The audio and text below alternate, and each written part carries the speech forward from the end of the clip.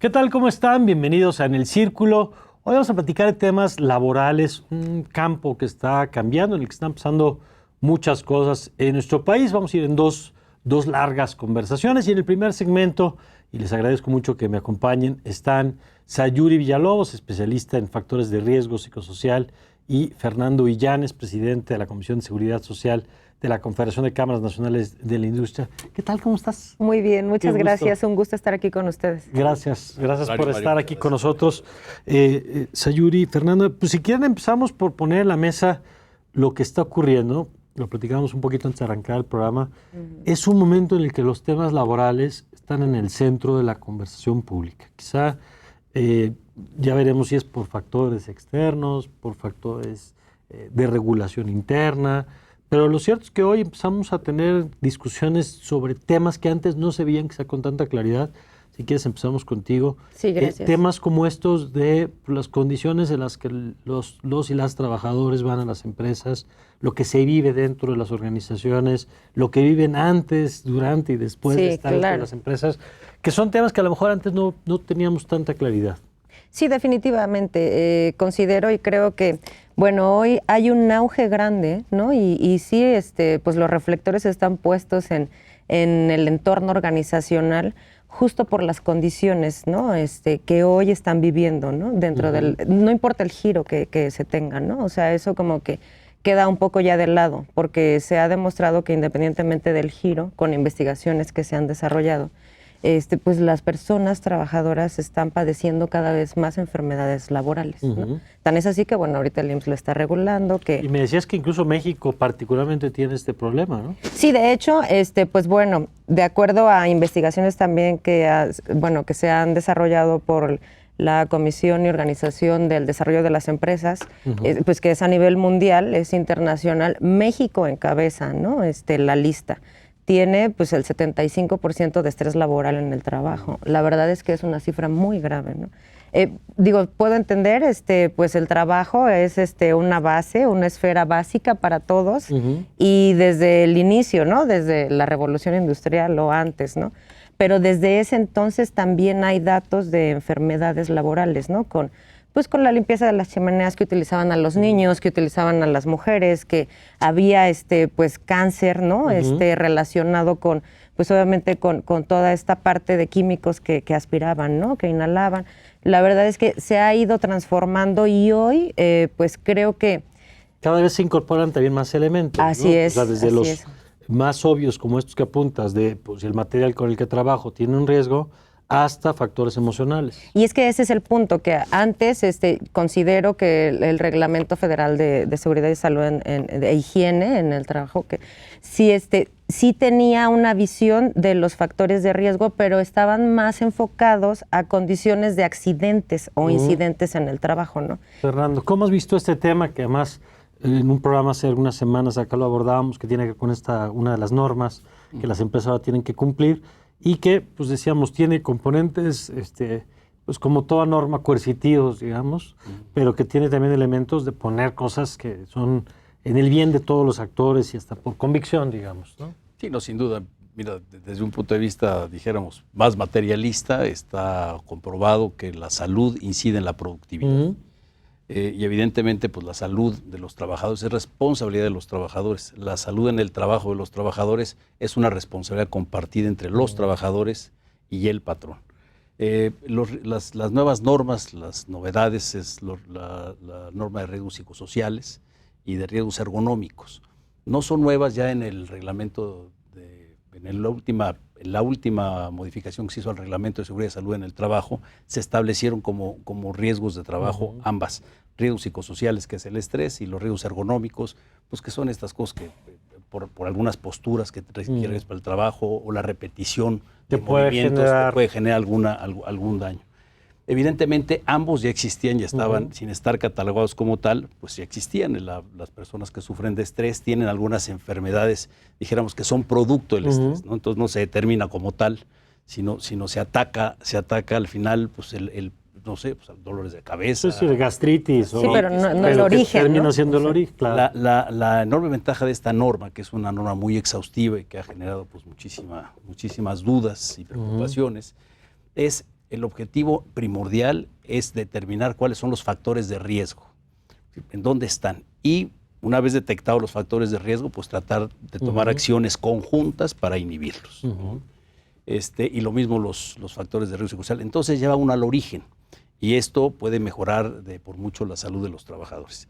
Sin embargo, estas normas, pues la verdad es que han salido a la prensa como una cuestión de mercadotecnia para muchos colegas que no hacen con mucha decencia sus actividades profesionales y espantar a los patrones diciendo que tienen que hacer unos cobros exhaustivos de honorarios. Y me parece que es una guía que diseña muy bien los pasos que hay que seguir. En esta primera etapa estamos en una etapa de diagnóstico. Todo lo que se tiene que cumplir de la norma es para generar un diagnóstico. Aquí alguna vez nos hablaban de los cuestionarios, por ejemplo. Son que tienen cuestionarios que muy aplicar, exhaustivos, ¿no? Y eso te va llevando en la mano y te determina. Claro, siempre es mejor pues ir un poco en la mano con un especialista Sí, gracias. como Sayuri, que entiendo que se dedica a estas cuestiones, pero realmente la norma pues sí está diseñada para irla llevando. Ahora, mientras estamos discutiendo esto, que ahí está la norma y estamos en esta etapa que se irá implementando pues, gradualmente. Es el ideal, ¿no? Pues sí, pues, esperemos, porque luego, ya sabes que luego se agarran las prisas. Sí. Pero se supone que justamente estamos en la etapa de diagnóstico.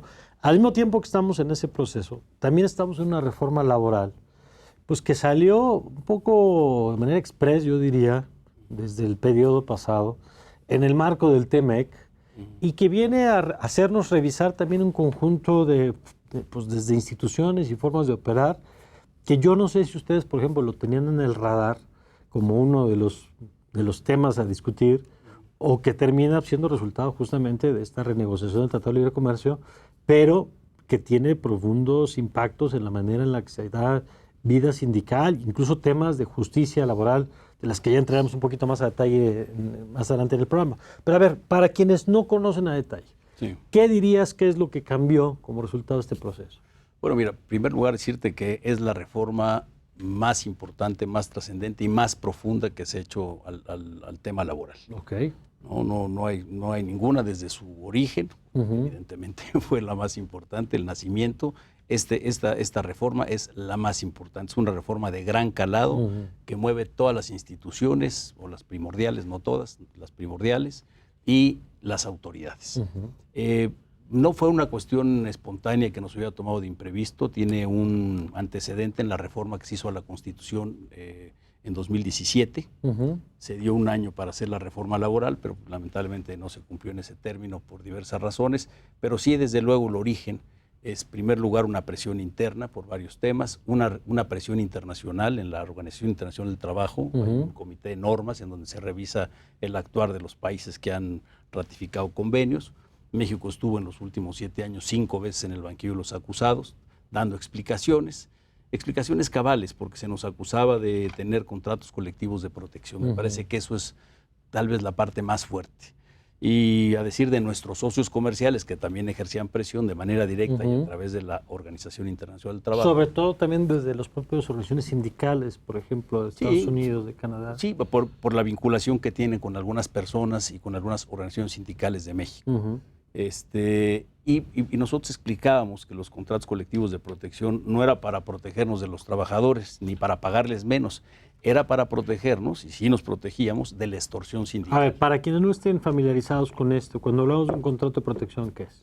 Es un contrato colectivo de trabajo que se celebra entre un patrón y un sindicato para regular las condiciones laborales en un centro de trabajo. Y la acusación era que era un contrato sin la participación real de los trabajadores para garantizar, mantener un salario por debajo. No, esa era la acusación. La realidad es que pues, los salarios se rigen por la ley de la oferta y la demanda. Si yo quiero un operador capaz, eficiente, puntual y todo, pues tiene un valor de mercado, se paga lo que se tiene que pagar. Incluso pues con incentivos, siempre se busca incentivar en las empresas para lograr la permanencia de los trabajadores. La rotación de personal tal vez sea uno de las enfermedades más costosas para la empresa, un cáncer para las empresas. Hay muchas, ¿no? La rotación de personal. Entonces se hace todo lo posible por retener a los trabajadores. Y los trabajadores pues se entienden con su patrón. La verdad es que la tasa de sindicalización en el mundo viene a la baja desde hace muchos años. Esta reivindicación de los derechos de los trabajadores, evitar la explotación, todas estas cosas, pues me parece que se han quedado un poco atrás en términos generales. Yo lo digo que no existen en algunas circunstancias y condiciones muy lamentables, sobre todo hasta el siglo XXI, pero en términos generales, ese ya no es el rol de los sindicatos, el rol es otro. Entonces, en muchas empresas, en México, la mayoría de las empresas son micro, pequeñas y medianas. En las micro y en las pequeñas, realmente la participación de un sindicato, si nosotros para hablar entre nosotros dos tenemos que pedirle al señor camarógrafo que nos oye, dígale por favor a Mario, que la verdad es hasta un poco infantil. Y el problema es que en México las huelgas primero estallan y después se averigua si el sindicato que estalló la huelga efectivamente representa o no a los trabajadores. Ese es el problema. Y la ley dice que no se le dará trámite un emplazamiento de huelga que tenga por objeto perseguir la celebración de un contrato colectivo si ya existe uno registrado. Entonces, medicina de la extorsión era tener uno previo. Era tener uno previo, no para estar a espaldas de los trabajadores, porque si los trabajadores quieren pertenecer a un sindicato y lo lograban, entonces el sindicato a la hora de intentar emplazar a huelga para la firma de contrato se daría cuenta que existe un contrato y tomaría otra vía, que es la demanda de titularidad, que es una vía que se resuelve también por el recuento. Se hace una... Para ver si tiene representación a ver si no. tiene a la mitad, más de la mitad de los trabajadores, y si la tiene, pues el contrato colectivo que estaba ahí para un fin específico, pues se desecha y quedaría el nuevo contrato colectivo de trabajo con Ahora, a partir de esto, Sayuri, ¿cuáles son los elementos que se ponen en la mesa con la reforma? Porque hablábamos ahorita de, a ver, el argumento con el que se ha planteado es, sobre todo desde los organismos internacionales y los sindicatos, es el Tratado de Libre Comercio lo que generó fue una mayor integración económica en donde México se beneficiaba de salarios más bajos. Entonces, eso le permitía atraer inversiones y si bien es cierto que en muchos sentidos se cerraron brechas o se integraron cadenas, lo vemos en unas industrias como la automotriz, por ejemplo, muy claro, lo cierto es que las diferencias salariales pues, no se acortaron, pues como nos hubiera encantado que hubiera pasado. Y ellos dicen, pues en parte no ocurrió pues, porque había prácticas sindicales inadecuadas, porque los trabajadores no tienen una representación que les permitiera negociar mejores condiciones. Y entonces entra esta discusión de a ver qué hacemos y cómo cambiamos la dinámica. Desde tu perspectiva, ¿qué dirías que es lo que ha cambiado fundamentalmente con la reforma? Mira, yo considero y creo que hoy algo que es muy importante es que estamos poniendo los ojos de regreso en esta fuerza trabajadora que al final pues está afectada, ¿no? O sea, desde este manejo o mal manejo o manipulación de los representantes de los trabajadores y también desde manera interna en los entornos organizacionales y la afectación que están teniendo los trabajadores. Que hasta hoy pues, yo considero que a partir de las investigaciones se han percatado que efectivamente, como lo mencionaban hace ratito, ¿no? Pues la rotación de personal, el volver a capacitar, la curva de aprendizaje que vuelve a pasar otra vez la persona que pues nueva, ¿no? En la empresa o en la organización o en la maquila, ¿no? Porque les reitero, o sea, al final los factores de riesgo psicosocial pues se desarrollan en todos los entornos. En tu opinión, esta discusión, por ejemplo, sobre la forma de organización de los trabajadores, sobre el tema de los sindicatos, ¿puede contribuir a una mejor discusión sobre estos temas? Sí, definitivo. De hecho, hay iniciativas gubernamentales, o sea, está el PRONAVET, que es un programa, o sea, gubernamental aquí en México que pues tiene la idea y la intención, porque al final, como mencionaba también el compañero, nosotros nos alineamos, ¿no? Al final México se alinea a la Organización Internacional del Trabajo y pues hay regulaciones que nosotros tenemos que acatar y que tenemos que asumir, tenemos que ratificarlas aquí en México. Entonces, una de ellas también es que en Europa, o sea, se han desarrollado programas de integración, de evaluación de factores de riesgo psicosocial, pero además también de los beneficios o del bienestar organizacional. Se llama Solve, programa Solve. Y México lo ha adoptado también, ¿no? Uno de los temas, Fernando, que se puso en la mesa desde afuera cuando se entró esta discusión es, a ver, por ejemplo, el tema de la vida sindical, ¿no? Y la democracia sindical. Porque está esto que apuntabas, el tema de los contratos, pero está el tema también de sindicatos, pues que no necesariamente, o liderazgos que no necesariamente representan a los trabajadores por falta de democracia interna. Y entonces en esa lógica es pues, de voto personal, secreto y todo lo que se habla de esto.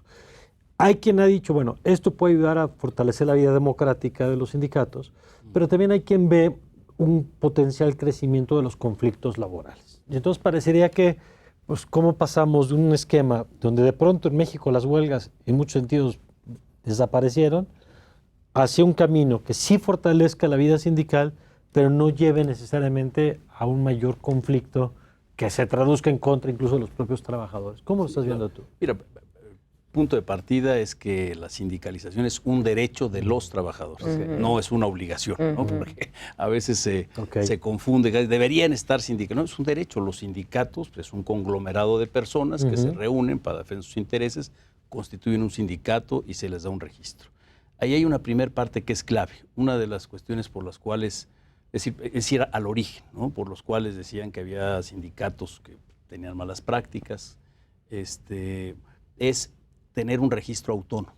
Hoy, antes de la reforma, y todavía hasta hoy, hasta que entren en vigor las nuevas autoridades, los sindicatos se registraban a nivel federal en una dependencia de la Secretaría del Trabajo.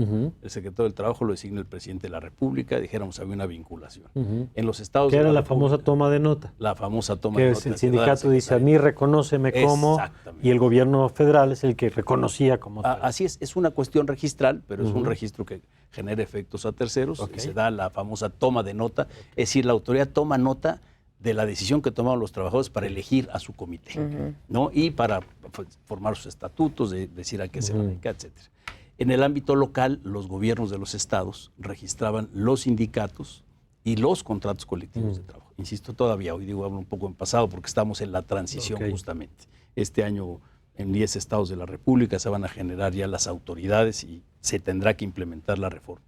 Entonces, dotar de autonomía a estos organismos pues, es muy importante, que vas al origen del problema. En lugar de que un grupo de personas sean amigos del nuevo gobernador de un estado de la República, y digan, oye, dame un sindicato de aquí que hay más cines, pues, de trabajadores del cine, ¿no? Y realmente... Y se convierta en un grupo de presión, no en un grupo de poder y de presión, claro. En lugar de que sea un grupo de trabajadores que decide formar parte de su sindicato o formar un sindicato, y entonces...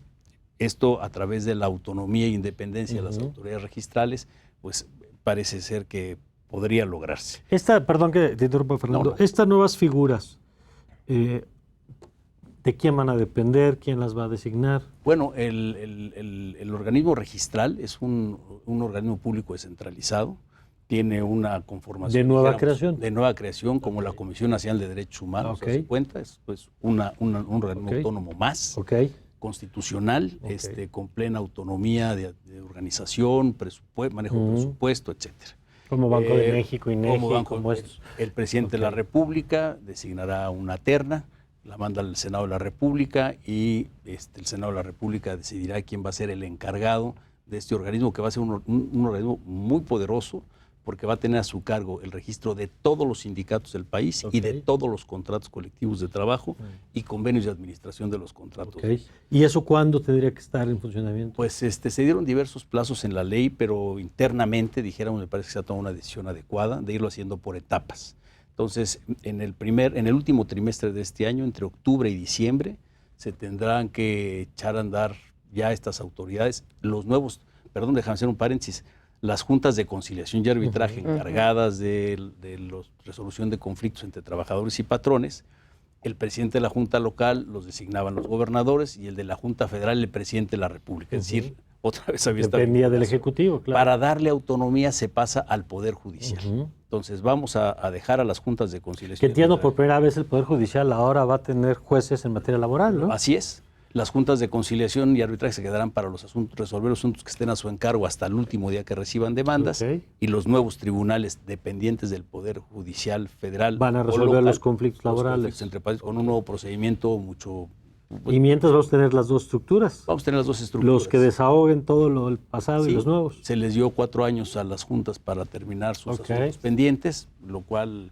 se ve complicado porque se han estado desmantelando, la verdad, en los estados de la República no renuevan las plazas, en el ámbito federal también, los que salen no se reponen, entonces cada vez la estructura es más chica y es un tren en marcha, sigue recibiendo el mismo número de asuntos y demás, tiene un montón de juicios, pero bueno, esperemos también las partes, los litigantes, la ética de los litigantes tendrá que ser un ingrediente adicional para que el término de los juicios viejos se lleve a cabo y el inicio de las nuevas autoridades, pues también no las atiborremos de asuntos. Hay una nueva institución que es la conciliación prejudicial. Si un trabajador quiere demandar, antes de demandar, tiene que acudir de manera obligatoria a una etapa conciliatoria de acuerdo con la ley. idea de evitar la judicialización de todos los conflictos. Así es, y ahí pues vamos a necesitar mucha participación responsable de los trabajadores que acuden a resolver un problema. ¿Y esa instancia de quién va a depender? Bueno, en el ámbito, también son entes autónomos, ¿no? En el ámbito federal, el mismo organismo público descentralizado encargado de va a tener la función de la conciliación, okay. y en los estados de la República va a haber organismos autónomos de conciliación también. En la ley se establecieron perfiles muy claros, la ley fue muy exhaustiva, me parece que es la parte tal vez más valiosa de la ley en cuanto a forma de haberla puesto. Los perfiles muy bien detallados de los funcionarios conciliadores, sus obligaciones, tienen inclusive que propiciar y poner en la mesa una posible solución. Casi llegamos a una mediación, no llegamos a eso, nos quedamos en la conciliación. Pero está muy cerca de la mediación. Pero está muy cerca de que el conciliador, con elementos de juicio, con capacidad, con ética, con una buena conducción, pueda proponer a las partes una posible solución. Entonces, como ves, pues es sustitución de las juntas por tribunales, un organismo, una institución nueva que es la conciliación a través de los organismos autónomos y el organismo público descentralizado. Y la norma. Y las normas oficiales mexicanas, pues esas siempre vienen de atrás y hace mucho tenemos normas de toda clase de estilos, de condiciones, los convenios internacionales que ya México tiene ratificados y ojalá ya no ratifique más porque somos los campeones de la ratificación de los convenios internacionales. No necesariamente el cumplimiento. No el cumplimiento, pero bueno. Claro, no necesariamente el cumplimiento. Mira, yo quisiera hacer dos aclaraciones. Uno, México es muy cumplidor en sus compromisos internacionales. La verdad, esta vez que nos sentamos aquí los acusados, teníamos más de 30 años de no estar y fue pues realmente por una cuestión de presión política de los sindicatos de Estados Unidos de Norteamérica que tienen un peso específico en las organizaciones internacionales de los trabajadores. Y segundo lugar, me parece que empezar a ver a los trabajadores me parece que es un poco exagerado porque pues, los patrones siempre hemos tenido a nuestro cargo la seguridad de los trabajadores.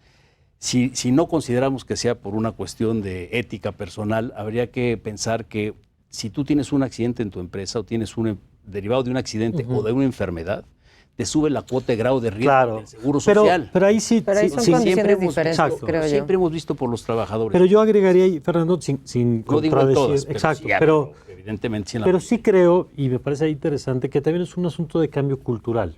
Sí. O sea, donde hoy hay temas, y pongo un ejemplo muy concreto, el acoso, ¿no? No es que no estuviera antes castigado, pero el tema del acoso sexual dentro de las organizaciones... O el acoso laboral. O el laboral o sexual. No, es que la frecuencia ahorita, la verdad es que se fue al cielo. Claro, o sea, y no es que antes no pasara. No, o sea, como la enfermedad del trabajo de la que hablaba hace rato. Sí. O sea, antes había, sí, claro, pero ahorita hay, o sea, una gama enorme de enfermedades del trabajo. ¿Cuál es la fuente? El acoso laboral, el acoso sexual, la violencia, el hostigamiento. O sea, ahorita... Igual también, o sea, hay cifras aquí en México, o sea, 8 de cada 10 trabajadores en México sufren violencia laboral en algún momento de su vida laboral. ¿Esos son datos que de la Secretaría del Trabajo? Sí, de gobierno de México, o sea, de los que les comentaba, o sea, del Pronaved, o sea, Peña Nieto sacó también hay una iniciativa del bienestar emocional de los trabajadores. O sea, vaya, esto no es algo que esté oculto, ¿no? O sea, gobierno lo sabe, o sea, sabe las condiciones y las cifras de los mexicanos. Lo platicábamos también antes de empezar el programa, decíamos que es la combinación de lo que se pueda vivir dentro de las empresas, organizaciones, con las prácticas virtuosas o viciosas que pueda haber, y luego el entorno social que también termina pesando, ¿no? Decíamos, sí, no podemos desconectar la violencia, por ejemplo, que se vive en el país con lo que pasa en el tema del estrés, porque pues, ni modo definitivo. Que nos desconectemos, digamos. Y va de la mano. Es entre pares, ¿me entiendes? O sea, normalmente se da entre los mismos trabajadores de mayor o menor jerarquía. Es muy raro, patrón hay uno, ¿no?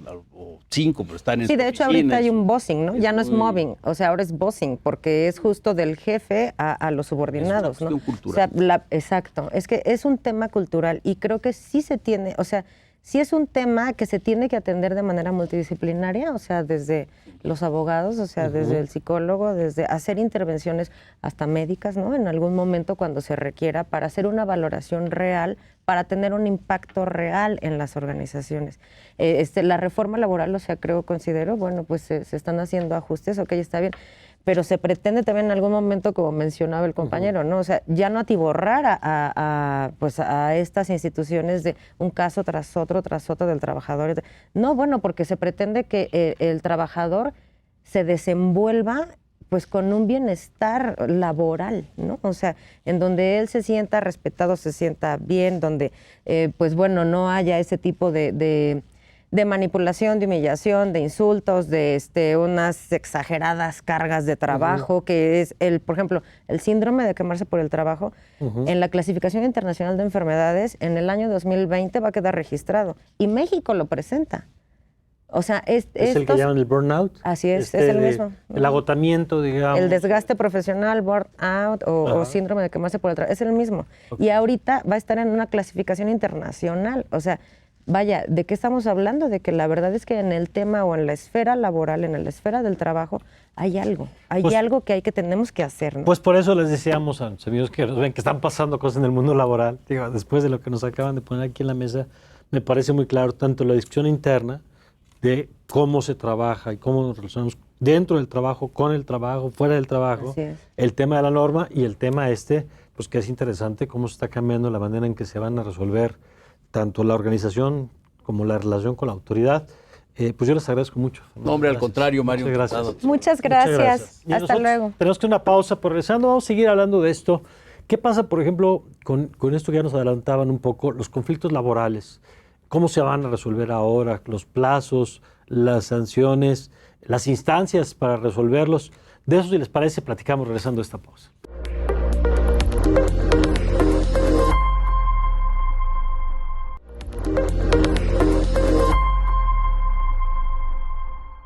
Ya estamos de vuelta y como le contábamos antes de la pausa, vamos a revisar ahora qué implican estos cambios para los trabajadores, para las empresas, para las autoridades incluso. Y por ello me acompaña Mario Alberto Alejo Pedraza, abogado laboral de la UNAM. ¿Qué tal, tocayo? ¿Qué tal? Qué gusto. Un placer. Está con nosotros también Jaime Bustamante, especialista en Derecho Laboral y Subcontratación. ¿Qué tal, Jaime? Gracias, Mario. Qué gusto que estés aquí. Y nos acompaña también Óscar de la Vega, abogado también en materia laboral. Óscar, ¿qué tal? Gracias, Mario, por tenerme aquí. Bueno, a ver, ya platicamos un poquito del bloque anterior, ustedes ya nos escucharon en lo que implica la creación de estas nuevas instituciones, cambio en las reglas como resultado de esto. Y si quieres empezamos, Óscar, contigo, porque lo platicábamos en la pausa. Decías, este caminito no es el primer país que lo recorre, y esto ya lo habíamos visto antes. Sí, mira, definitivamente hay ciertos patrones. Cuando uno entra en este mercado internacional, principalmente el TEMEC o el USMCA, como le llaman allá en Estados Unidos, pues hay una serie de parámetros importantes. Y se da lo mismo, sucedió en Colombia exactamente igual cuando ellos ingresan al Tratado de Libre Comercio con Estados Unidos.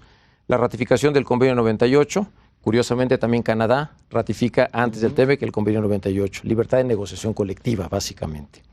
Después, el tema de subcontratación se regula ampliamente y el tema de libertad de asociación y negociación colectiva. Déjame decirte que en Colombia, después de años que han pasado esta experiencia, el resultado fue una baja a la sindicalización. Entonces, desde mi punto de vista, creo que vamos a iniciar un proceso totalmente diferente.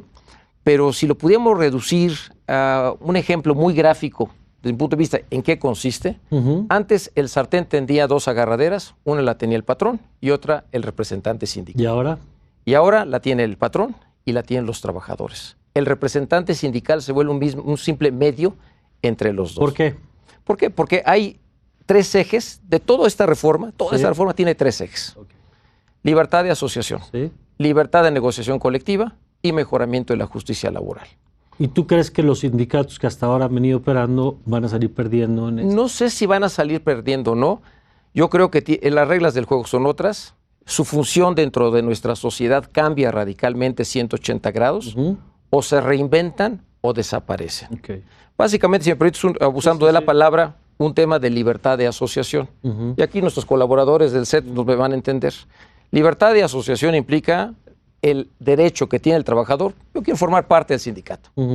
También la libertad del trabajador sin consecuencias jurídicas de decir, permanezco en la asociación sindical. Pero la tercera, la libertad que tienen todos los trabajadores en México es decir, no quiero sindicato. Y este es otro tema que antes era impensable. Por lo que platicaba Fernando en el segmento anterior, era imposible pensar que en México hubiera una empresa sin un sindicalismo anacrónico, de corrupción, etcétera. Lo tenías que tener.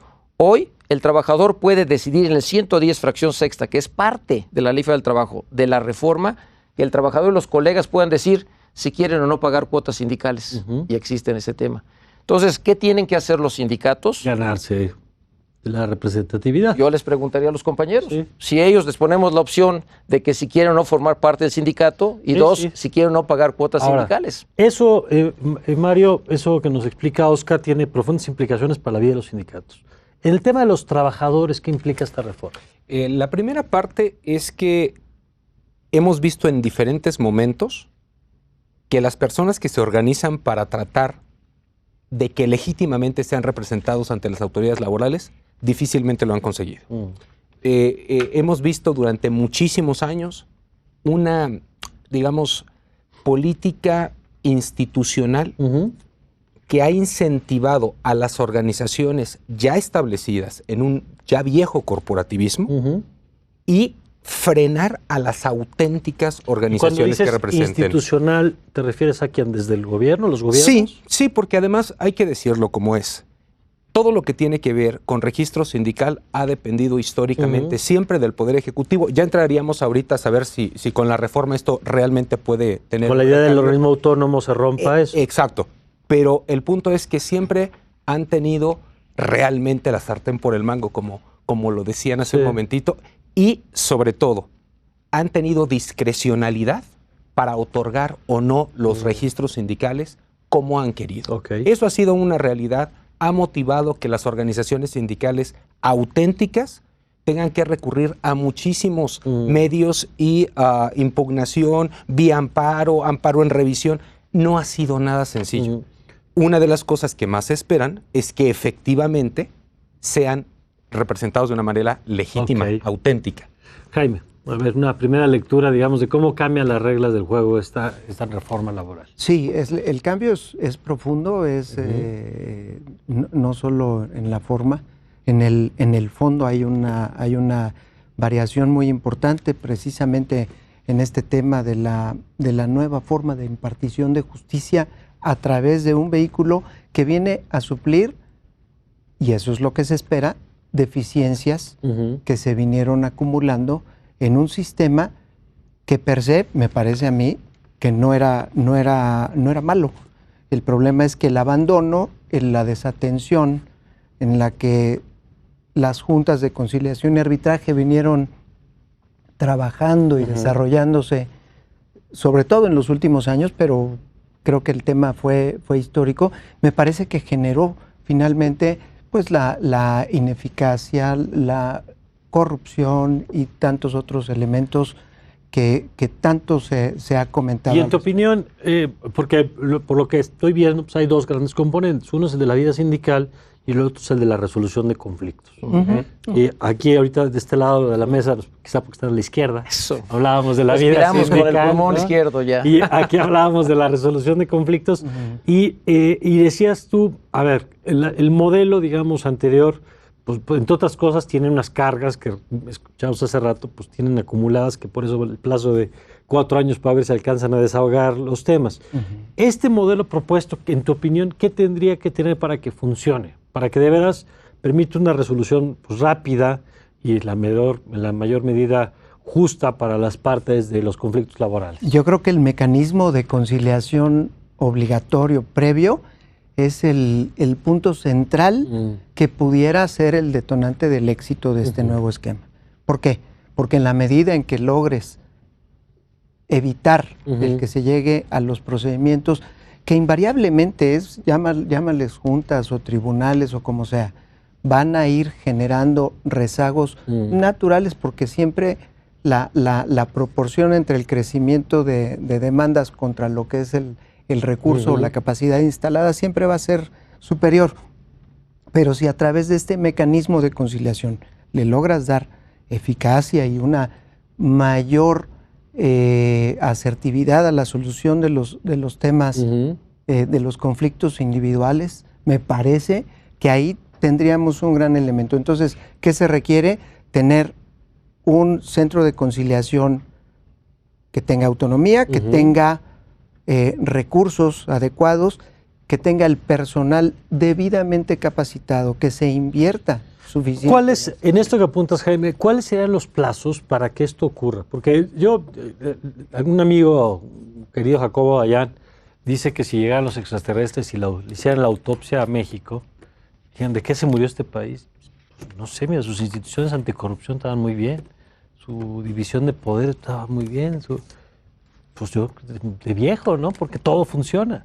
Es decir, en el papel, de pronto somos los expertos en que las cosas estén bien, pero luego en la práctica no.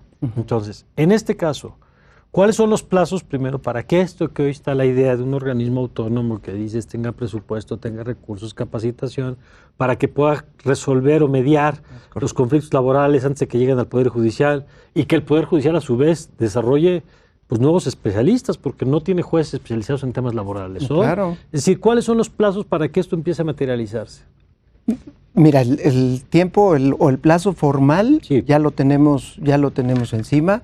Incluso hay declaraciones y compromisos específicos de que a partir del mes de octubre ya deberíamos de tener... Octubre del 2020. Del 2020 ya deberíamos de tener toda la estructura instalada para el tema de la implementación per se de la nueva justicia laboral a través de nuevos tribunales y también el establecimiento formal de lo que es este centro de conciliación. Okay. Eso es el mejor deseo y la mejor intención. Si nos vamos al análisis, no hay elementos que denoten que realmente ya se esté construyendo adecuadamente toda esta situación. ¿Tú no lo ves hoy? Por lo menos no tenemos tanta información como para pensar en que el arranque pueda ser lo suficientemente fuerte y exitoso. Ya se está trabajando, sí, sin duda, ya se están formando algunos nuevos conciliadores, como lo decía Fernando en el bloque anterior, el tema de que puedan ser prácticamente mediadores sí. Y solucionadores de conflictos, sería verdaderamente ideal. Ojalá se pueda lograr en la cantidad y en la calidad necesaria. Oscar, fíjate que Porque me están Si poniendo fuera- un poco si nervioso. fuera Oscar. independiente- Quiero decirte, Jaime. y todo, desafortunadamente lo que pasa en México es una tristeza, pero sí queda la mexicana. Tropicalizamos las reformas y bueno, ahí saldrá, damos vueltas, el gato pardismo perdón que y te todo interrumpa. queda lo mismo. Es que me preocupa porque tuvimos para la reforma judicial, el sistema de justicia penal, 8 años. Y no terminamos de hacerlo. Pero, aquí ya estamos hablando Mario, aquí de hay un componente, semanas, meses. para mí, importantísimo que hace que esto sea algo muy serio y que va a suceder. Estados Unidos. Estados Unidos. Hay una ley, la HR 5430, que ya emitió el Congreso de los Estados Unidos, que habla del proceso de monitoreo, el cumplimiento de las obligaciones. Digo, es triste, pero debe ser de motu propio. Pero es que es fundamental lo que Fíjate, estás hay diciendo. un comité intersecretarial que se va a reunir cada 90 días por 5 años. En México. A nivel, van a estar sobre México.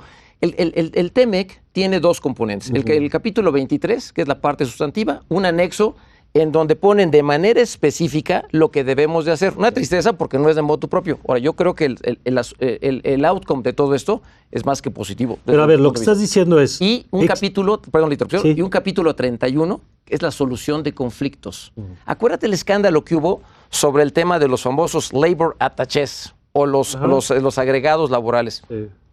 Van a estar monitoreando en el día Bueno, a día. y hay que recordar que están, y corrígame si me equivoco, estas líneas como de denuncia, donde si en una empresa no hay vida sindical libre, la libre asociación de la que hablaban antes, pues un trabajador toma la línea y avisa no a las autoridades mexicanas, a las autoridades de Estados Unidos que se está violentando el derecho de libre asociación. Mira, hay otro ejemplo importante. Richard Trumka es el secretario general de la central más importante de los Estados Unidos, la AFL-CIO. Es grandísima. Ha estado sin número de veces en México verificando que el cumplimiento de lo que ellos quieren es evitar que México siga incurriendo en lo que ellos denominan con un social dumping.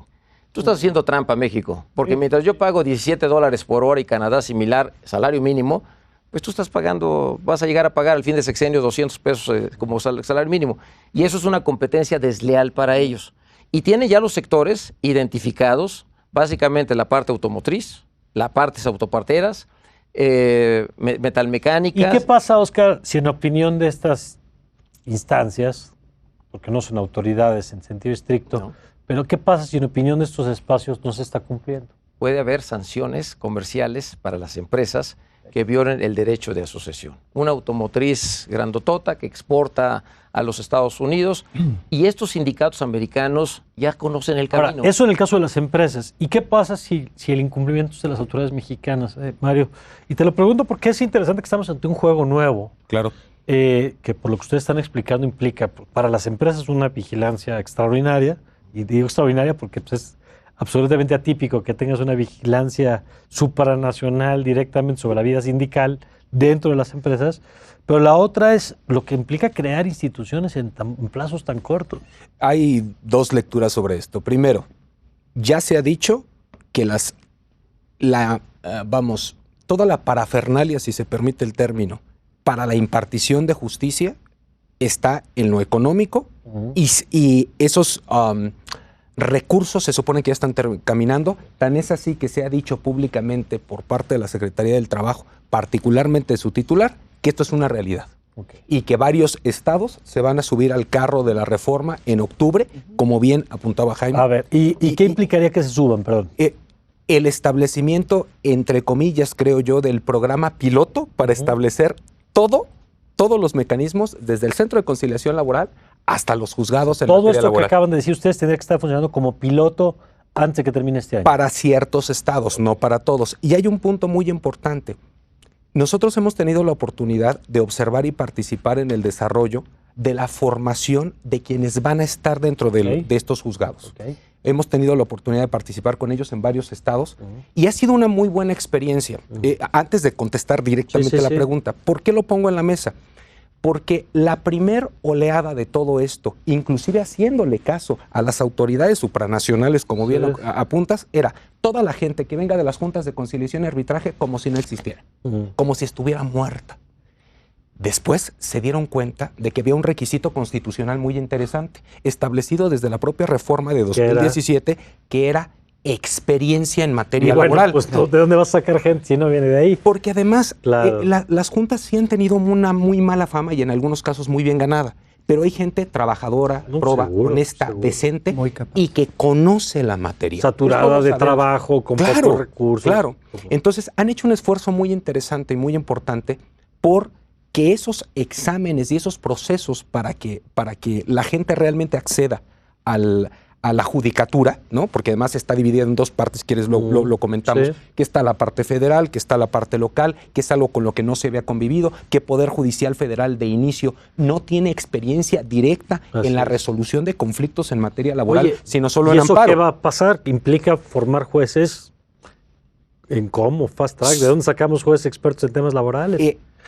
Hay abogados laborales, pero yo no sé si hay muchos jueces especialistas en temas laborales. Primero todos vamos a tener que aprender muchas cosas nuevas, porque los bloques o las formas de hacer las cosas históricamente ya se han determinado de una manera.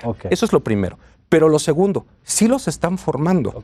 Hoy día, por ejemplo, acá este no es comercial porque es la Escuela Judicial del Instituto de la Judicatura, ha tenido una serie de cursos muy importantes relacionados con reforma y nosotros hemos observado a gente interesada de todos los ámbitos.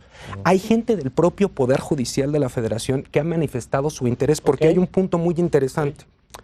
Muchas personas han sido, por ejemplo, secretarios de estudio y cuenta 15, 20 años.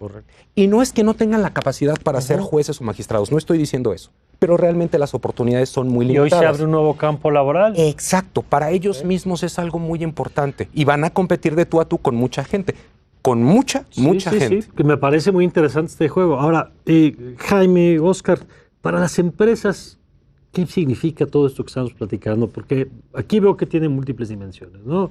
Ahorita Mario Alberto pone el foco en el Estado y la capacidad de formar cuadros, de aprovechar capacidades que ya se han desarrollado a lo largo de los años, desde expertos en diferentes campos. Pero para las empresas, ¿cómo cambia este juego que me imagino debe vivirlo con cierta tensión, ¿no?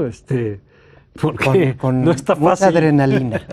Eso, me gusta como, no es tensión, sino es mucha adrenalina, muy bien. No, es cierto. Y lo mencionaba yo al principio del programa en mi participación, las reglas ya cambiaron. Es una condición totalmente distinta a la que vivimos en las últimas décadas. Las empresas están conscientes, los empleadores, para ser más precisos, los empleadores están mucho más conscientes en lo general, sobre todo el mediano y el gran empleador. No estoy seguro que el pequeño y micro esté preparado en esa misma medida, porque las condiciones son totalmente distintas, porque no tienen los recursos, la estructura para hacerse llegar de los especialistas que los vayan llevando en este proceso de adaptación, que creo que también ahí hay una gran oportunidad, que me parece que incluso la propia autoridad debería de generar alguna condición para ellos, porque recordemos que ahí está el 80% del trabajo productivo. Y que además no tienen los recursos en México para suplir estas capacidades que te están exigiendo. No lo tienen, entonces sí es fundamental voltear ahí en ese sentido, así como también se voltea a favor de los trabajadores con toda la justificación, con toda la razón, se tiene que voltear a ver al pequeño y microempresario, empleador, pero a ver, por ejemplo, para que estén preparados. Ahí, ¿qué tendría que hacer una pequeña empresa o un pequeño empresario,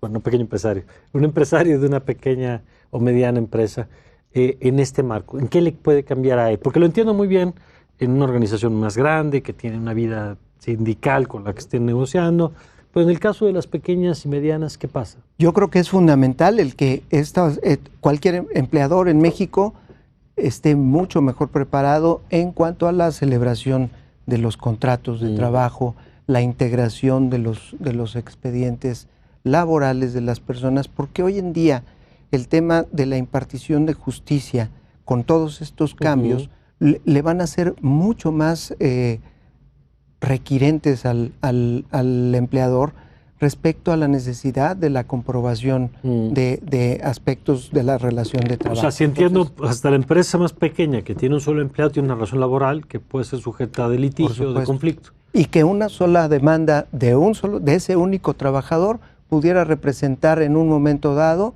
la permanencia o la desaparición de la fuente de trabajo. Dependiendo de cómo se resuelva eso.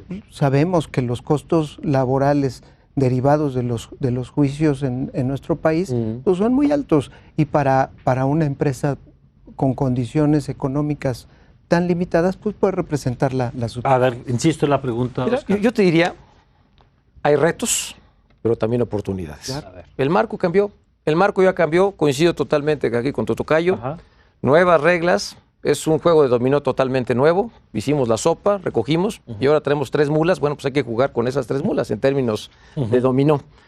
Yo creo que el punto toral es el trabajador. Antes necesitabas un sindicato, pequeña o mediana empresa, con corrupción, sin corrupción, representativo, no representativo. Necesitabas, porque si no te emplazaban a huelga por firma de contrato colectivo de trabajo. De acuerdo a las nuevas reglas, si una vez que sea el Centro de Conciliación y Registro Laboral, se requiere que el 30% de tus trabajadores quieran un contrato colectivo de trabajo. Dicho sea de paso, ese 30% es una copia de la legislación americana. Oye, pero entonces eso elimina la posibilidad de esto, lo que decía hace rato Fernando. Claro, totalmente. De que un día te emplace una huelga, un sindicato de gente que pequeña empresa, mediana empresa y gran empresa, analiza una alternativa que no existía antes, un ambiente libre de sindicatos. ¿Cómo? Conéctate con tu gente, escucha a tu gente. Pero, ¿y tienen menos poder para declararte, porque lo que explicaba Fernando es... Era la corrupción y la corrupción y lo combatimos con más corrupción. Entonces, claro, y no había forma de acabar con eso. Era de veras lastimoso. Una gran empresa del sector de energía venía contigo, primera reunión, a establecerse una inversión importante, ya tienes contrato colectivo. Y si no tengo todavía trabajadores, ¿cómo? Ah, no, explícales que el sistema mexicano estaba diseñado tener primero un contrato desde el principio. Si no, eras objeto de extorsión. ¿Eso ya no va a pasar? Con estas nuevas reglas, la implementación es muy importante. Habrá que ver el detalle, la reglamentación no debería de pasar porque para que haya un emplazamiento a huelga requieren el 30% de tu gente. Y ellos tendrían que demostrar que tienes una relación laboral con esas primer punto. personas. Y una vez que celebras el contrato colectivo de trabajo, pasa otra prueba, que el 50+1 de los trabajadores, a través de voto personal, libre, secreto y directo, aprueban el contrato colectivo de trabajo. Yo creo honestamente, muy pocos sindicatos van a poder reinventarse. Coincido contigo, habrá nuevos sindicatos, habrá nuevos perfiles más auténticos, más modernos, y lo estamos viendo en el norte, en Matamoros. Susana Prieto. Susana Prieto es una líder nueva, nos guste o no nos guste, la queramos o no la queramos, le podemos criticar muchas cosas, pero ella ya empezó a ver cómo conectarse con la gente. Y curiosamente, ¿sabes qué está influyendo muchísimo ahí? Las redes sociales. Ella transmite todos los días un mensaje, nos guste o no nos guste. Oye, Mario, y tú decías hace rato que estas viejas reglas, viejas vigentes, porque ahí están todavía, ¿no? Pues inhibían justamente la emergencia de un sindicalismo auténtico. Siguiendo con esto que decías tú, que lo que estás percibiendo es pues, que si hay interés, que se está formando a la gente, ¿percibes lo mismo en el mundo sindical? En el mundo sindical lo que percibo en este momento, con la mayor honestidad, es que las viejas estructuras están tratándose de llevar lo último que les quede. O sea, lo que hemos observado nosotros es que ha habido un indiscriminado, digamos, modus operandi que todos conocíamos, donde un sindicato que no representa a nadie emplaza a huelga a una empresa de las cuales no tiene ningún tipo de trabajador, pero agarran literalmente calles completas de comercios, presentan indiscriminadamente, a todos se les presenta, se dediquen a lo que se dediquen, porque han existido históricamente líderes sindicales en México que si firmaran un contrato colectivo de a de veras todos los días, se la pasarían firmando contratos y revisiones cada 5 o 10 minutos. Ha habido digamos, un abuso de todo esto, y lo que estamos percibiendo ahorita es eso. Ahorita se está abusando del sistema porque ya no saben son las últimas. Si mañana, pasado mañana va a volver a caminar. ¿Y cuándo tendría que cambiar esto, tocayo? Es decir, hay un punto, entendiendo lo que dicen de que es en construcción 9 meses. Si me permites un tema, para mí el deadline es a 4 años de promulgada la reforma, que fue el 1 de mayo del 2019 al 1 de mayo del 2023. Hay un deadline establecido por el TEMEC y en los transitorios de la reforma. Tú tienes durante ese tiempo, todos los contratos colectivos tendrán que pasar una prueba de fuego, que es que sean ratificados a través de voto personal libre, secreto y directo, 50+1, y de no hacerlo, se mueren. Pero ¿y mientras qué pasa con estas extorsiones de las que hablaba Mario? Voy a la extorsión, pero también en la cuestión de los tiempos límite. Hay una que yo he observado, que la mayoría de los sindicatos realmente blancos y charros no ha visto, que tiene que ver con la modificación de sus estructuras para seguir funcionando. Esta es una parte muy extraña, porque yo que recuerde, hemos convivido con Ley 70, Reforma Procesal de 80, cuando lo estudiamos, porque todavía éramos niños, ¿no? Claro. Pero que se le obligara, o Reforma 2012, etcétera, pero que se les obligara a un cambio estructural, no lo habían tenido. Entonces, la mayoría de los líderes sindicales clásicos dicen, este es mi reino y a mí nadie se va a meter con lo mío. Algunos inclusive se han manifestado públicamente diciendo, yo no voy a cambiar nada y me voy a amparar cuando venga el primer acto de aplicación. O sea, mucha gente ha utilizado inclusive la vía de amparo precisamente para esconderse de las reformas, ¿no? Entonces, a lo que voy es a esto primero. Sí hay un tiempo límite, por supuesto, en donde esa realidad debe ser otra, y además debe ser una realidad distinta en lo sindical y también en la prestación del servicio de justicia laboral, porque ya deben estar funcionando, caminando, y ya debemos saber y caminar perfectamente los procedimientos judiciales ante los jueces. Pues yo celebro, porque de pronto en el país a veces somos expertos en que pasa algo para que no pase nada.